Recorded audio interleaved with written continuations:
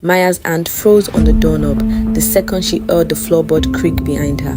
She spun around, heart slamming, but the hallway was empty, just the hum of the refrigerator and her own ragged breathing. She told herself it was nothing. She had been telling herself it was nothing for 3 weeks. But standing there, inches from the one door she had been forbidden to open, she finally admitted the truth she had buried since the day she moved in. Something was wrong with Elise, and it had been wrong from the very beginning. To understand how Maya ended up sweating outside a locked bedroom at 2 in the morning, you have to go back to the worst month of her life. She was 23, fresh out of college, and drowning. 3 job rejections in a week, savings that wouldn't cover another month, and a landlord who had just told her she had 11 days to find somewhere new.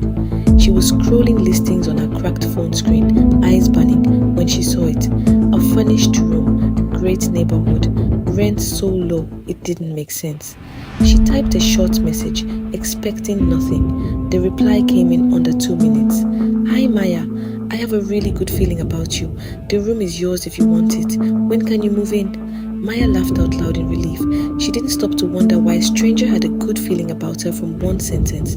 She didn't wonder how the woman knew her name was Maya when she had only signed the message with the letter M. When she arrived, Elise was waiting on the porch with 2 cups of coffee. She was warm, beautiful, maybe a few years older, with a smile that made Maya's shoulders drop for the first time in weeks. "You look exhausted," Elise said, handing her a cup. "Oat milk, 2 sugars, right?" Maya took it, then paused. "How did you?"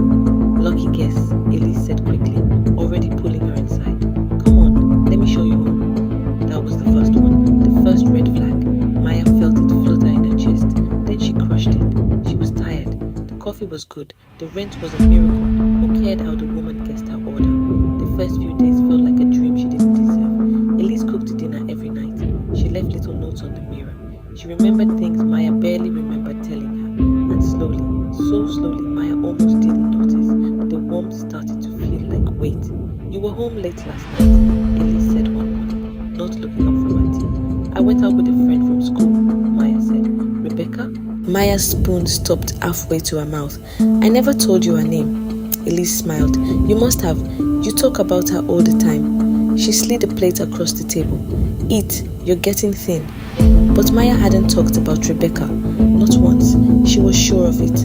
Still, she ate the eggs, said thank you, and pushed the cold feeling back down where she kept all the others. The flags came faster after that. Her hairbrush moved to the other side of the sink.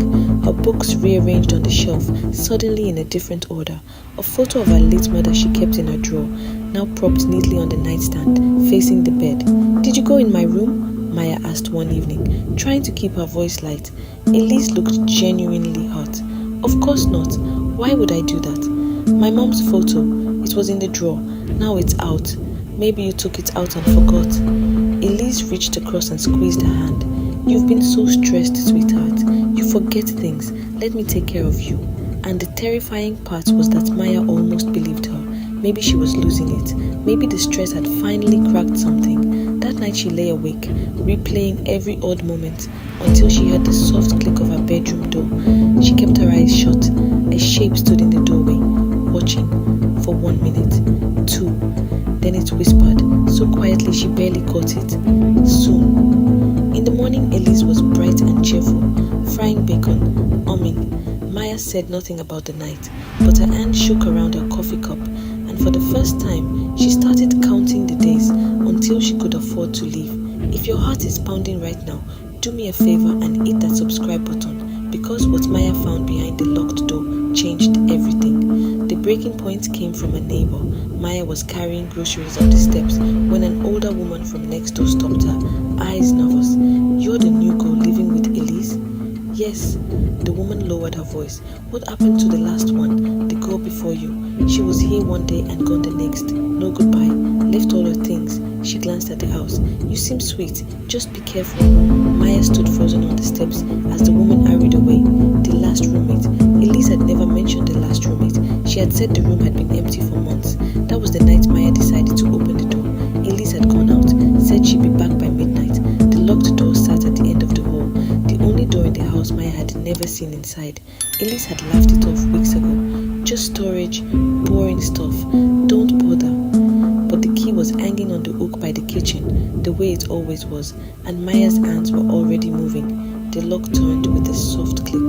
For a moment, she just stood there, her brain refusing to understand what her eyes were showing her. The walls were covered, floor to ceiling, photos, hundreds of them, all of her. Maya at her old job, Maya at her graduation, Maya sleeping in her bed, taken from the doorway, dozens of nights stacked, one beside the other, and there, on a corkboard in the center, a printed calendar with dates circled in red, going back 4 months, long before they had ever met, long before Maya had ever sent that message. Her own social media posts were printed and pinned in careful rows. Notes in tight handwriting filled the margins. She trusts me now. Removed her other options. Almost time. Removed her other options. Maya thought of the 3 apartments that had fallen through that month, the landlords who suddenly stopped replying. Her knees went weak. This wasn't a lucky listing. This wasn't a coincidence. Elise hadn't found her by accident. Elise had haunted her, cornered her, starved her of every other choice until the only door left open was this one. Behind her, the front door opened. Maya? Elise's voice floated down the hall, sweet as ever. You home? Maya's whole body turned to ice. She slipped her phone from her pocket, hands trembling, and started recording. Then she stepped out of the room and pulled the door shut, forcing a smile onto a face that wanted to scream. In the kitchen, she called. Elise appeared, holding takeout bags, that same gentle smile. I got your favorite. You okay? You look pale. Just tired, Maya said. Her voice somehow stayed steady. I think I might go to bed early. Of course. Elise set the bags down and stepped closer. Too close. I really do take good care of you, don't I, Maya? You do, Maya whispered, and she meant the lie with everything she had, because she could see it now. The thing behind the kindness, the patience of someone who had waited 4 months and was prepared to wait a little longer. Let me grab my charger from my car, Maya said, already moving toward the door, every muscle screaming at her to run. Maya! Elise's voice changed, flat, cold. You went in the room. Maya didn't answer. She ran.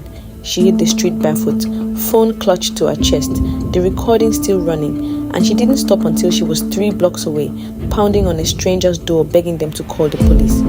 Elise was arrested that night. The photos, the notes, the recording, all of it was enough. The missing roommate's family finally got the investigation they had begged for, and Maya, shaking under a borrowed blanket in the back of a squad car, finally let herself cry. She had felt it from the very first cup of coffee. That tiny flutter of wrong.